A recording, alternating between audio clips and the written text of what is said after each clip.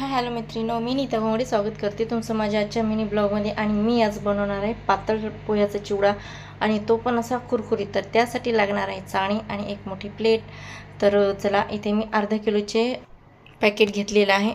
तर आता आपण फोडून घेऊया आणि याला छान असं चाळून घेऊया।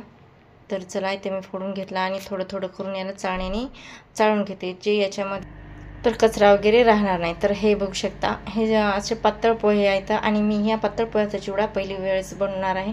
आणि चला, तर नेहमीचा म्हणजे असं काय म्हणतात, दिवाळीचा फराळ बाबाच बनवतात, तर चिवडा वगैरे बाबा पण छान बनवतात।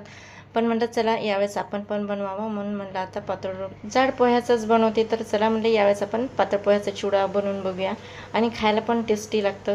तर चला, आता आपण हे सगळं वाळून घेऊया आणि याला मी 2 तासासाठी उन्हामध्ये ठेवते। उन्हामध्ये ठेवल्यावर काय होतं, चिवडा असा आपला 15 दिवस 1 महिना असं कुरकुरीत राहतो, छान टिकतो। तर त्याच्यामुळे चला, तर इथे मी तुम्हाला सांगते, धने घेतले 1 चम्मच, 1 चम्मच सोप घेतली, जिरं घेतला आणि 3 चम्मच साखर घेतली। तर याला मी आता भाजून वगैरे घ्यायचं नाही, याची अशी छान अशी मिक्सरमध्ये फिरून घ्यायची। इथे मी मोठी एक वाटी असे शेंगदाणे घेतले, तर तेलामध्ये तळून घेतले। 1 वाटी डाळ घेतलं, जे फुटाण्याची डाळ पण म्हणतात, तर ते अगोदरच ती भाजलेली असते, पण याला आपण थोडंसं भाजून घेऊया। तरी अर्धी वाटी मी खोबरं घेतलं आणि छान याला खिसणीने पातळ असं किसून म्हणजे काढून घेतलं। आणि इथे मी 10-12 मिरच्या घेतल्या आणि थोडासा कढीपत्ता घेतला।